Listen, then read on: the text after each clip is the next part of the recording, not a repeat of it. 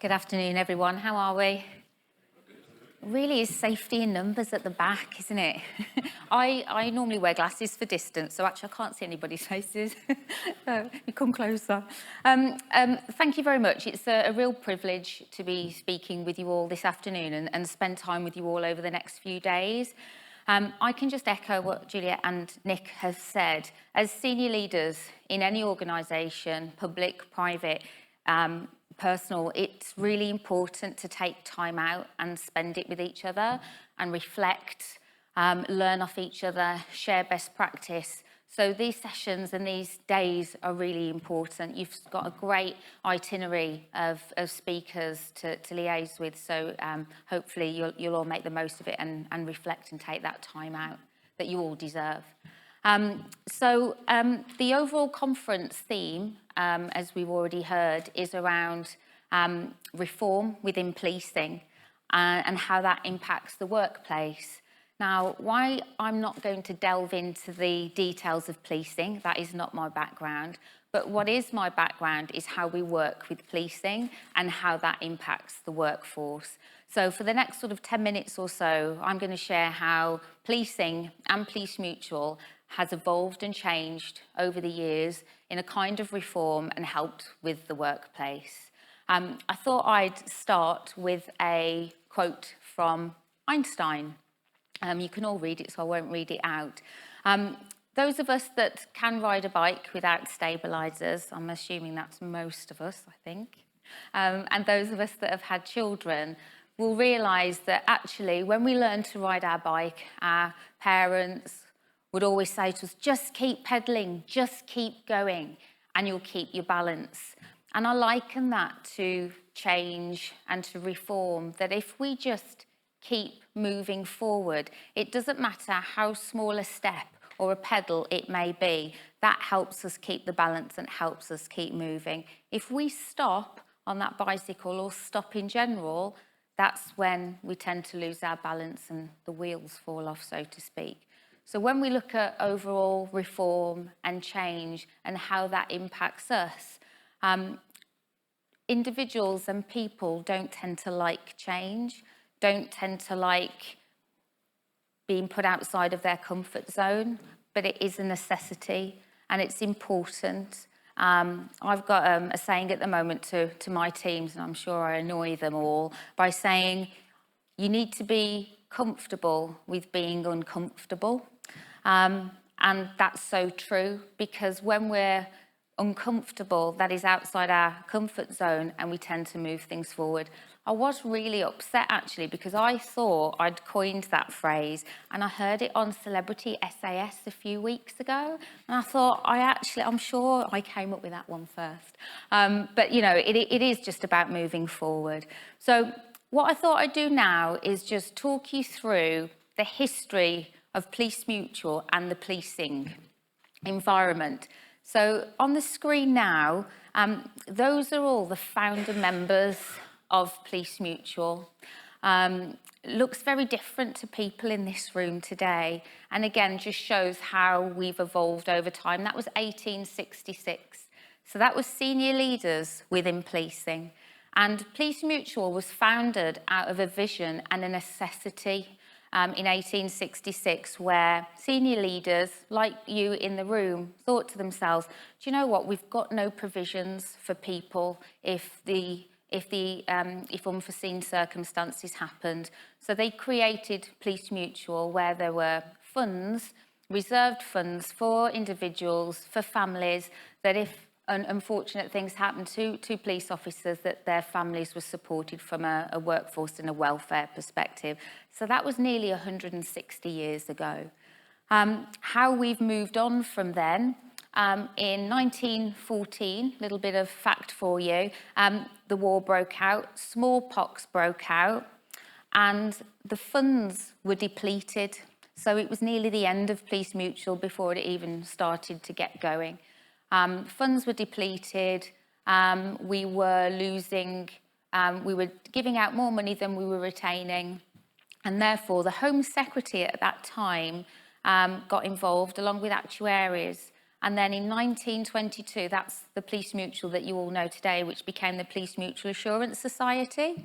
So if you think from 1866 to 1922, how much reform and change had happened, what had happened in policing, it just demonstrates that it doesn't matter how many years ago, that change has to happen throughout the years. Now, that brings us up really to the present day. What does that mean for us as a policing environment, but also as policing and within Police Mutual? So change has happened, especially over the last 5 years. Police Mutual has evolved from what was a savings company to a financial services business that accommodates all kinds of financial services. And we do that, and we're still standing today because we're founded by the police for the police, and everything that we do is at the heart of that. Does it look different today than it did 160 years ago? Absolutely, but so it should, because the policing environment has changed, and so has the overall workforce. But one thing has stayed, and is our core vision and purpose. Police Mutual exists to improve the lives of police officers and their family. And our vision is to ensure we make police officers' lives easier and longer, and to be able to provide you with the services and products to help you. Your jobs are hard enough as it is without adding to it. Now, with all our, I guess, our products and services, we always try to look at what is it that the policing environment needs. And we put back into policing an element of our profits, and have done for a number of years. Anybody hazard a guess of how much money you think Police Mutual puts back into policing each year? Any idea? No, I've stunned you with silence. You're just, I don't know, please tell me. It's £2.5 million. That's how much Police Mutual puts back into policing. So we have what we class as a virtuous circle. So yes, you've got the team out there selling products. You've got the team coming into your forces, delivering roadshows and activity to purchase products. But when you purchase a product with Police Mutual, an element of that profit is going back into policing. And it's called our virtuous circle. Each year we try and improve on the amount of give back that we do give back, but that all depends on how many products people have purchased, but also how our products have evolved over time. Now, we don't just, pick things out of thin air, products or services. We have a volunteer network, which some of you in this room might belong to. And we also have an advisory committee of senior leaders that act as our critical friends to help and guide us to understand what products is required, but also where our wellbeing and give back support goes. And that wellbeing and give back support, which is part of the 2.5 million, consists of 3 areas. And that's financial resilience. So how do we ensure that there's financial resilience within policing? Health and wellbeing, and also mental wellness. So what I'd like to do is just explore each of these topics to talk you through how change impacts those topics and how we support. So the first one I'd like to talk you through is supporting financial resilience. So change, whether positive or negative, can impact people's finances.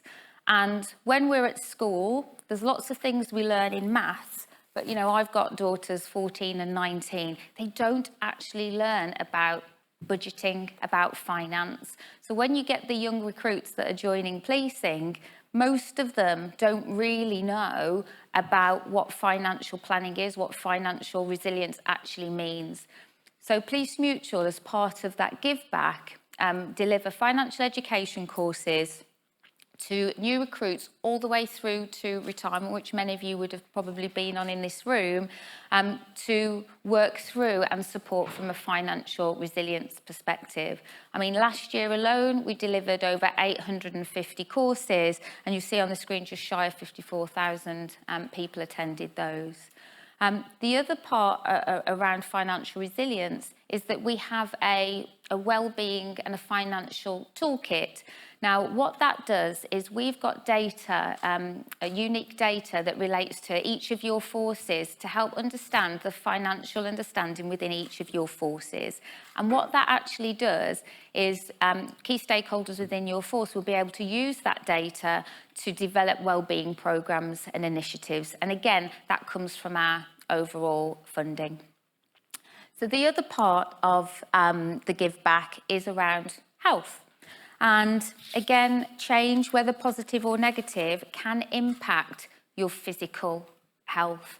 And we know the jobs that you all do and your colleagues can take a real toll on its physical implications.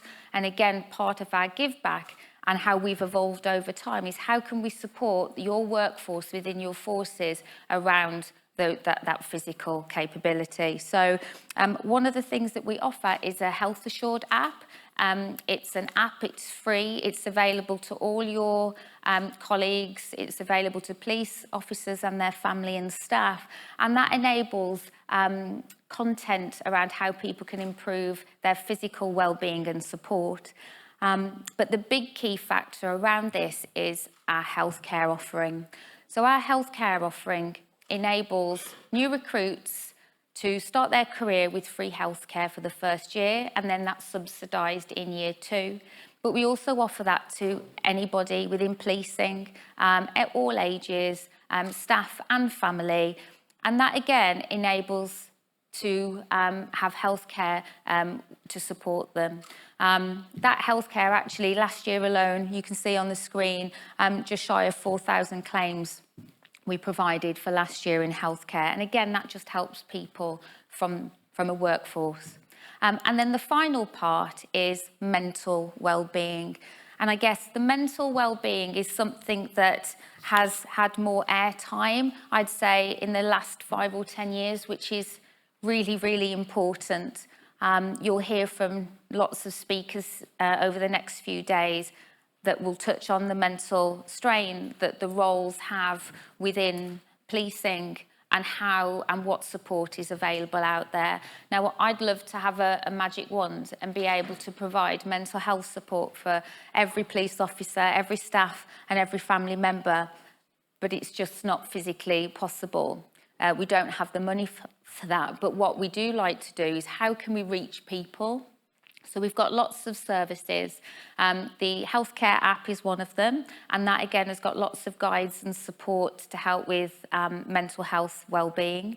We also have our respite service, and that's a service that gets nominated by your forced authorised officers. And since that scheme has been going, we've delivered over 1,100 respite breaks for police officers and their family. And that, again, will help their mental well-being, but also support people at their time of need. The other element we've got is our wellbeing hub, and that's got lots of content on there to provide information and how that you can support your mental well-being. And then lastly is our overall roadshows and events. It has been mentioned. We talk about physical health and mental health. Having sweets probably doesn't help with your physical health, but it makes you feel better. So we do tend to have on our roadshow events, goodies, sporks, the famous spork. But the reason why we do those roadshows, one, yes, to promote our products and services, but to let people know what support is out there. And having those, having that 5 or 10 minutes at roadshow events just breaks up people's day. Gone are the days where you have a pub in the station or there's lots of canteens. I think just having that break and having that time out, in working with Oscar Kilo as well, having that break and time out with people really does make a difference. So bringing it back round to the original quote, Lots has happened within policing in 160 years, and lots has happened within Police Mutual. But one of the things that hasn't changed, Police Mutual is there for you as a policing family in whatever remit, and will continue to be there for you. What I would suggest and ask of you is if you weren't aware of any of the services that we deliver from a give back perspective or any products, then the team are outside. Please feel free to have a chat with them if you haven't done so already. Your local relationship manager will be able to work with you on how we can help support the reform and your colleagues within the workplace. Thank you very much for your time. Enjoy and take time out for these few days, and no doubt I'll catch up with you all over the next few days. Thank you.